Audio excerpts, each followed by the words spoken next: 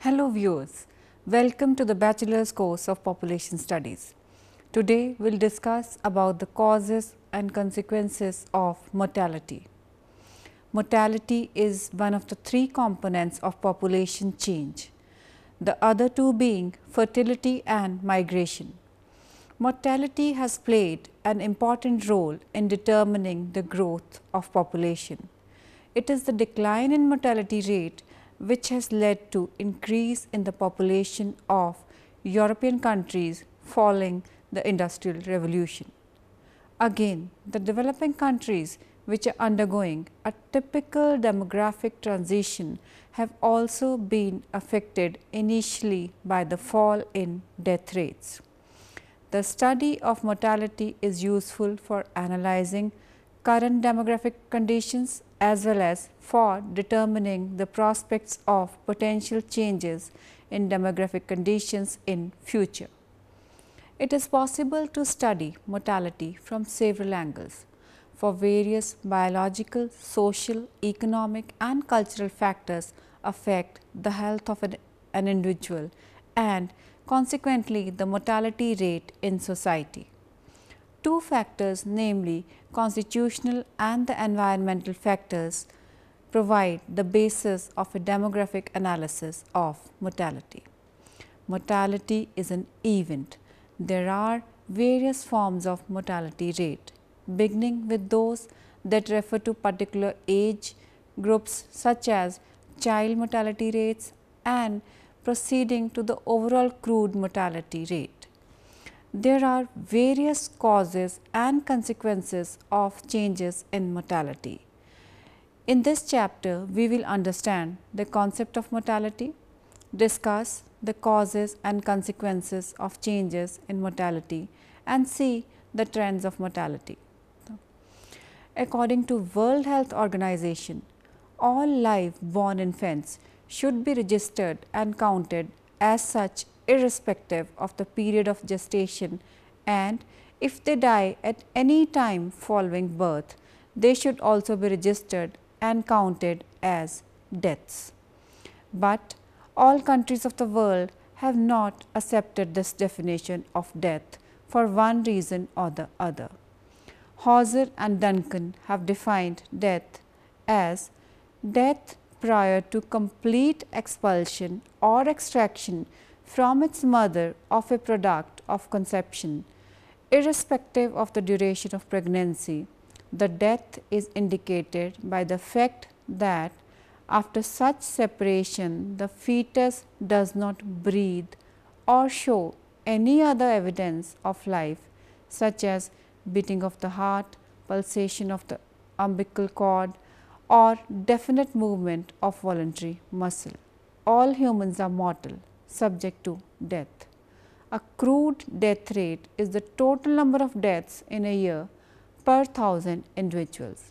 It can be used to see how many people are dying in the world.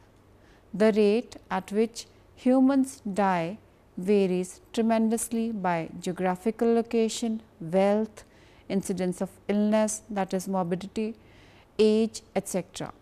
For this reason, there are several kinds of mortality rates, such as the maternal mortality rate, that is number of deaths of mothers due to childbearing, infant mortality rate, number of deaths of children under 1 year of age, or age specific mortality rate, total number of deaths of a particular age group. We can use all of these different mortality rates to have a more accurate picture about global health and well-being. The United Nations and the World Health Organization have defined death as death is the permanent disappearance of all evidence of life at any time after birth has taken place. Let us discuss some measures of mortality. Given are the measures of mortality for understanding the process of mortality. Infant mortality rate IMR. The infant mortality rate is the total number of deaths in a given year of children less than 1 year old divided by the number of live births in the same year multiplied by 1000. Prenatal mortality rate. In most industrially developed nations, this is defined for a given year as shown in the formula.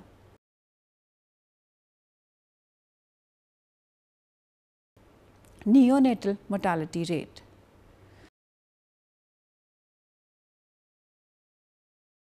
Define all age crude mortality rate. This gives an estimate of the rate at which members of a population die during a specified period. It is a ratio of the total registered deaths of a specific year to the total mid-year population multiplied by 1000. Age specific death rate. When the numerator and the denominator in the crude death rate are restricted to a particular age group, we get the specific death rate for that age group. For example, in the year 2006, the ASDR in the age group 5 to 14 years was 1 in Peru, but only 0.08 in Sweden per thousand population of that age. The rate in Peru was more than 10 times. That shows the qualitative difference in the deaths in these two countries. We again measure mortality with the help of standardized mortality rate. Standardization is used when comparing mortality in two populations that differ in terms of characteristics known to influence mortality and whose effect one wishes to temporarily remove. It is commonly used to remove the effect of differences in age, but can be used to reduce the effect of other confounding variables also. Standardization is either direct or indirect. The life table. It is a powerful demographic tool used to stimulate the lifetime mortality experience of a population by taking that population's age specific death rates and applying them to a hypothetical population of 1 lakh people born at the same time. Life expectancy at birth. Life expectancy at birth is the average number of years lived among a cohort of births experiencing death at each year of age throughout their remaining lifetime according to a specific schedule of age specific mortality rates. This measure of mortality is a good indicator of current health conditions. Maternal mortality rate. The number of maternal deaths in a population divided by the number of women of reproductive age, usually expressed per 1000 women. Let us discuss the causes of changes in mortality in the world. Improved nutrition. Agriculture yields increased significantly during the 18th century. Better fed people resist most bacterial diseases better and recover more rapidly and more often. Direct evidence on the role of nutrition in improved health and mortality reduction comes from the work of Robert Fogel. In a series of papers summarized in 1997 and in his book published in 2004. He showed that the enormous increase in caloric intake after the middle of 18th century measured both directly from agricultural output and dairy surveys. Fogel in 1997 argues that nearly all of the reduction in mortality from the late 18th century to late 19th century can be attributed to improved nutrition. Another reason can be increase in private income levels. The mortality rates are sensitive to private living standards, independent of the national level of economic development, scarcely needs documentation. Studies of mortality differentials among individuals by social or economic class in countries as disparate as India and United States consistently reveal lower mortality rates among the upper classes. The study has been given by Vidyanathan in 1972. The role of private living standards in creating the pattern of international mortality differentials is more difficult to assess. Richer countries not only have richer people, but in general have larger and more effective social programs. Some indication of the importance of private living standards for international mortality differences may be gained by examining the importance of income distribution as a factor in those differences. Public health improvements are an explanation of decline in mortality. Macro public health involves big public work projects like filtering and chlorinating water supplies, building sanitation systems, draining swamps, pasteurizing milk and undertaking mass vaccination campaigns. On the other hand, micro public health involves changes made by individuals, but encouraged by public sector, including boiling of milk bottles, protecting food from insects, ventilating rooms, washing hands and keeping children's vaccination up to date. Macro health system was always present to some extent, but did not fully come into its own until the acceptance of the germ theory of disease in 1880s and 1890s, which led to a wave of new public health initiatives and the conveyance of safe health practices to individuals. The dramatic reduction in water and foodborne diseases after that time, that is cholera, typhoid, dysentery and non-respiratory tuberculosis, highlights the role of public health. From a mortality rate of 214 per lakh in 1848 to 54, these diseases got eliminated from United States by 1970. By one estimate, water purification alone can explain half of the mortality reduction in the United States in the first third of the 20th century. Urbanization has not contributed to the fall in mortality, especially in the initial stages. The evidence suggests that lack of improvement in mortality between 1820 to 1870 was due in large part of the greater spread of diseases in newly enlarged cities. Effect of unsanitary conditions was large and spread of diseases was easier in bigger and more crowded cities. Medical treatments. The importance of medical technology and smoking behavior can also be seen in the simultaneously decline and rapid convergence of mortality rates for all developed countries, particularly for men and particularly for cardiovascular diseases. Smoking causes cardiovascular diseases with a relatively shorter lag and lung cancer with a much longer lag. As a result, the increase in smoking among men in the second quarter of the 20th century contributed to a slowdown in mortality in the third quarter of the century, and the reduction in smoking in rich developed countries is currently acting a concert with technical progress in medicine. The long-term reach to early life factors.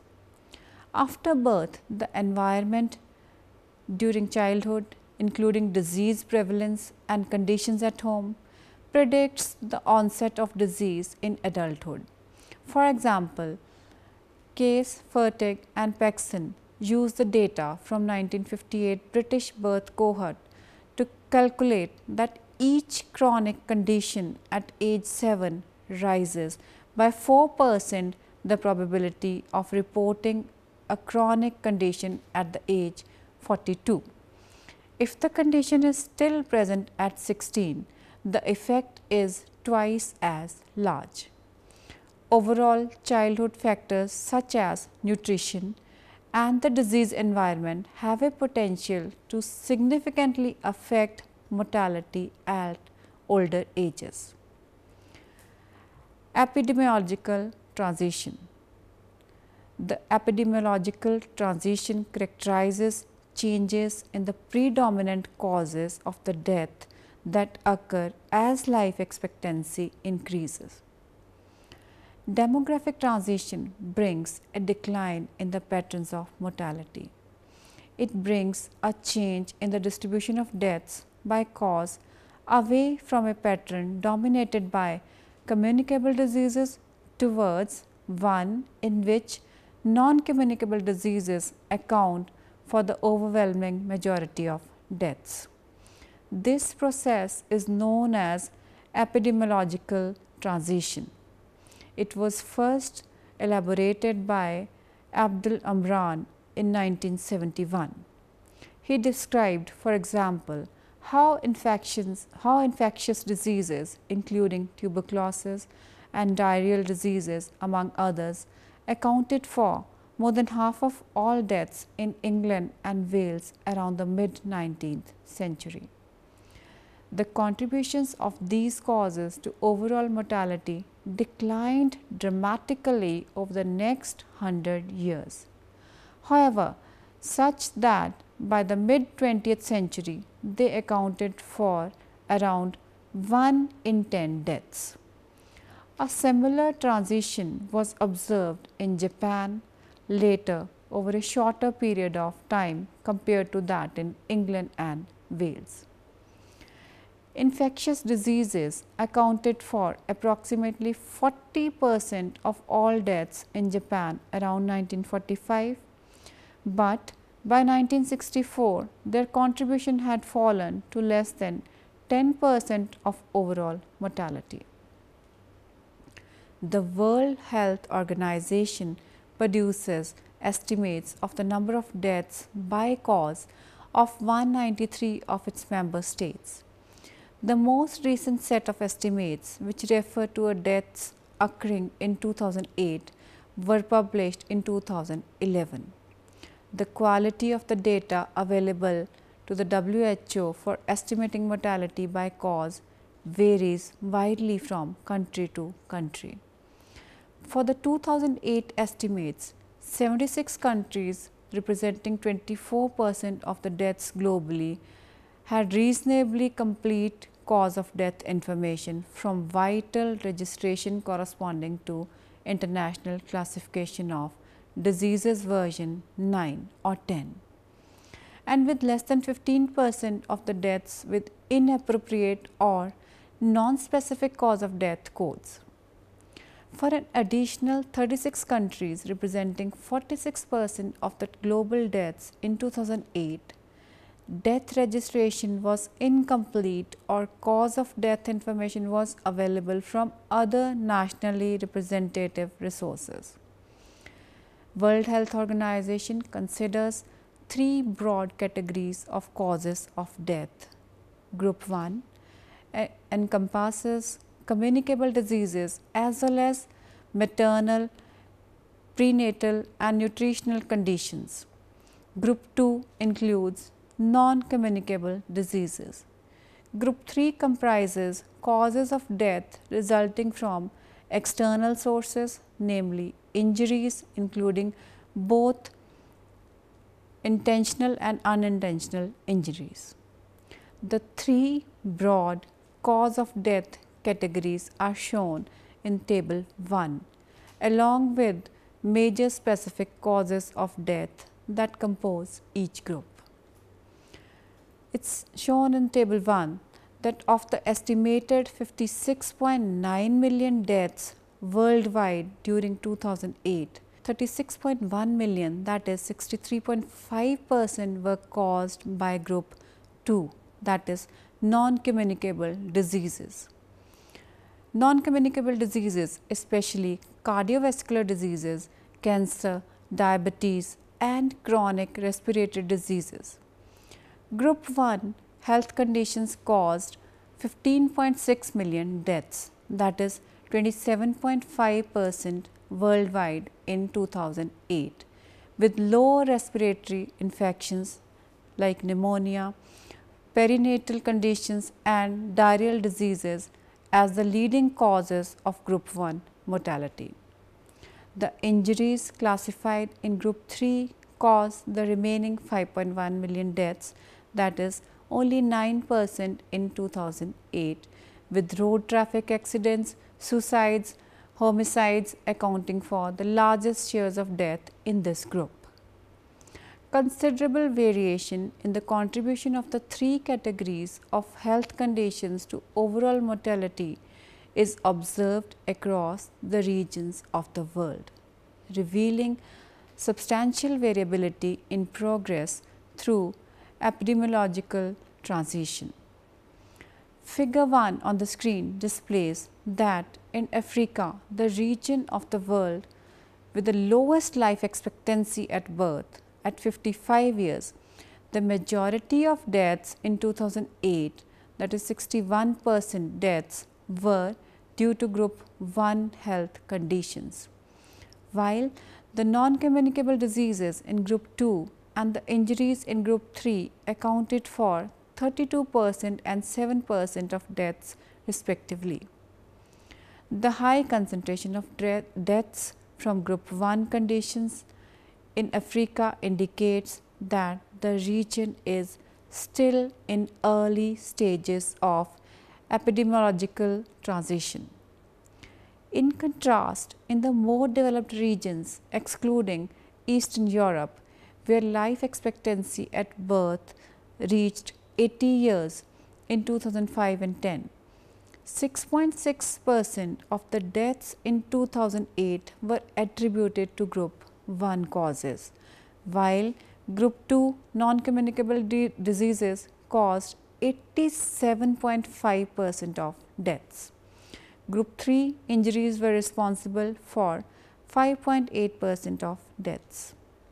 The low percentage of deaths due to group 1 conditions and high percentage of deaths due to group 2 conditions confirms the more developed regions excluding Eastern Europe to be in the later stages of epidemiological transition. The other regions of the world fall somewhere in between Africa and the more developed regions excluding Eastern Europe in terms of their stages within the epidemiological transition. In developing Oceania, where 78% of deaths were located in Papua New Guinea and life expectancy for the region was 64 years, 41.9% of mortality was due to group 1 conditions, but close to half of the deaths, that is 49.7%, were caused by non-communicable diseases. In both Asia and Latin America and the Caribbean, where life expectancies at birth exceed those in Africa and developing Oceania, the non-communicable diseases in group 2 caused the majority of deaths in 2008, that is 65% and 72% respectively, while group 1 conditions were responsible only for 16.4% and 14% of deaths respectively. Again, figure 1 illustrates how Eastern Europe deviates from the typical demographic and epidemiological transition pattern. Despite having a lower life expectancy at birth than Latin America and the Caribbean, the proportion of deaths due to group 2 was large, 85.5% in 2008, while the proportion due to group 1 causes was comparatively small, just 4.7%. The association between the demographic and epidemiological transition models is summarized in figure 2. According to Omran's epidemiological transition model during the early stages of demographic and epidemiological transition, mortality is high among both children and as adults as the result of frequent epidemics and periods of famine that produce a large burden of group 1 health conditions. With improvement in nutrition, hygiene, sanitation, public health and medical technologies such as vaccines, the incidence of group 1 condition declines, especially among children, and the population progresses to mid stage of the epidemiological transition, which Omran labeled as the age of receding pandemics. In the late stage of the epidemiological transition, group 2 non-communicable diseases, which Omran referred to as the degenerative and man-made diseases, are the main drivers of mortality patterns.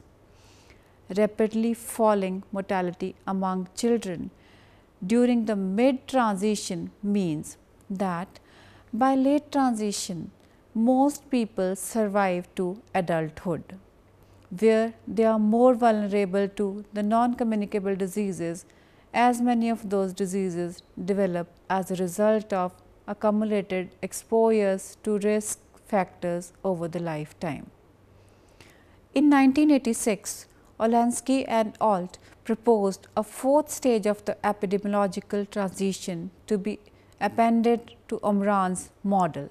The age of delayed degenerative diseases is characterized by continued improvements in life expectancy that result in part from improvements in medical technologies and the introduction of social and public health programs that target chronic disease, producing a shift in group 2 and NCD mortality to progressively older ages. Figure 3 displays the relative contribution of the three categories of causes of death to overall mortality for groups of countries classified according to the life expectancy at birth in 2005 to 10. For populations with the lowest life expectancies, that is below 50 years in 2005-10, nearly 70% of all the deaths were attributable to group 1 causes. Group 1 causes accounted for 21% of the deaths in countries with life expectancies at birth between 65 to 69 years, and only 7% of the deaths in countries with life expectancies between 75 and 79 years. While less than 1/4 of deaths in countries with life expectations at birth below 50 years in 2005-10 were due to non-communicable diseases, in countries with life expectancies greater than 75 years, 86% of all deaths were attributable to non-communicable diseases.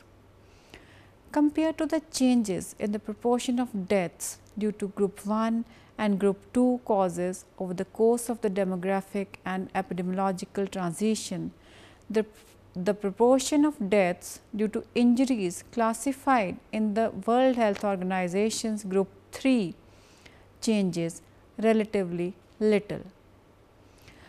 Let us discuss the consequences of changes in mortality. The first consequence is the fall in fertility.